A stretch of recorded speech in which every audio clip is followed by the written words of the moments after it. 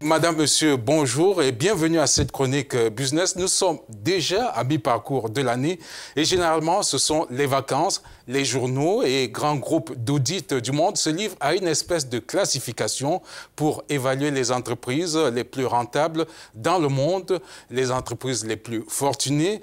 Eh bien, le palmarès 2018 ne tardera pas, mais arrêtons-nous un temps soit peu sur le palmarès 2017 du cabinet d'audit PricewaterhouseCoopers ou encore du journal Fortunes. Ça, c'est relativement à la capitalisation boursière qu'on peut considérer comme la valeur marchande, n'est-ce pas, d'une société cotée à la bourse en 2017, d'après le magazine Fortunes. Eh bien, observons ensemble le tableau qui s'affiche pour considérer que le top 5 des entreprises les plus cotées est dominé par des entreprises américaines, mais des entreprises qui ont pour principale ressource l'intelligence artificielle. Le numéro 1, c'est Apple, suivi de Alphabet, qu'on appelait aussi Google, Amazon, qui s'occupe aussi, n'est-ce pas, de la distribution des biens culturels, entre autres. Vous constaterez que Facebook arrive en 5e position, donc c'est une domination, on va dire, insolente des entreprises qui ont pour principale richesse l'immatériel. Les entreprises, n'est-ce pas, vendent des téléphones, des ordinateurs, des logiciels, des entreprises qui favorisent le lien, la communication entre les individus. Vous allez noter, Barbara, qu'il n'y a aucune entreprise minière ou alors aucune entreprise pétrolière. Donc, il y a l'ultra-domination de l'intelligence, de l'économie de l'intelligence, de l'immatériel, du virtuel. Et à ce sujet, j'ai rencontré un expert, c'est l'Algérien Idriss Aberkane. Récemment à Dakar, je l'ai rencontré. Il est spécialisé en économie de l'intelligence. Pour lui, pour Idriss, le cerveau est en passe de supplanter les ressources naturelles pour s'inscrire comme la véritable richesse des sociétés qui veulent encore compter dans le monde contemporain. Je vous propose d'écouter Idriss Aberkane. Et je voulais rappeler que la ressource, ce n'est pas l'essentiel pour l'économie d'un pays. Quand nous observons la Corée du Sud, justement, elle exporte plus que la Russie. La Corée du Sud est un tout petit pays qui est parti de rien, qui est sorti d'une guerre dévastatrice et qui n'avait aucune ressource. Et d'ailleurs, le drame, c'était que les seules ressources de la Corée étaient au nord.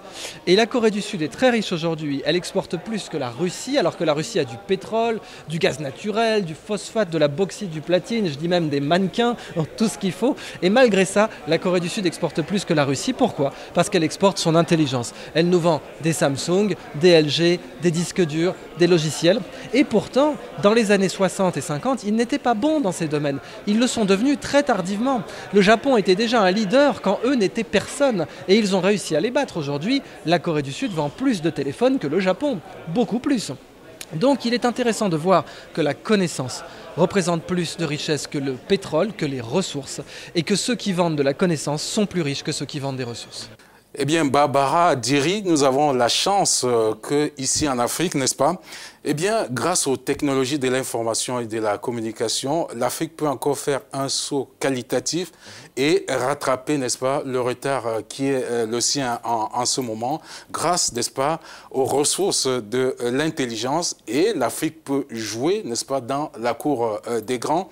Pour cela, il faut tout simplement qu'il y ait un environnement favorable, qu'il y ait des investissements. À ce sujet, on se satisfait du fait que de plus en plus, n'est-ce pas, il y a des investissements pour la fibre optique, notamment que les gouvernements africains essayent de le comprendre, que le continent soit de plus en plus, n'est-ce pas, attractif pour attirer les capitaux, les investissements, n'est-ce pas, étrangers.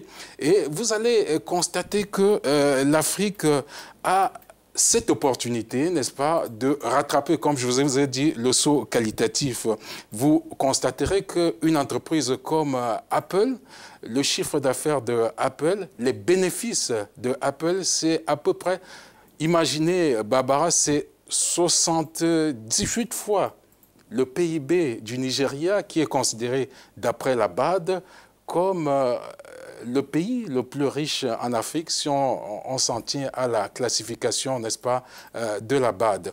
Donc, c'est la fin de cette chronique consacrée à l'économie. Nous avons parlé de tous les avantages que l'Afrique peut tirer de l'intelligence, des ressources de l'intelligence pour jouer dans la cour des grands et essayer de rattraper son retard. Je suis Jean-David Miamlé. Merci de votre attention. Restez sur Africa News pour d'autres informations sur l'économie.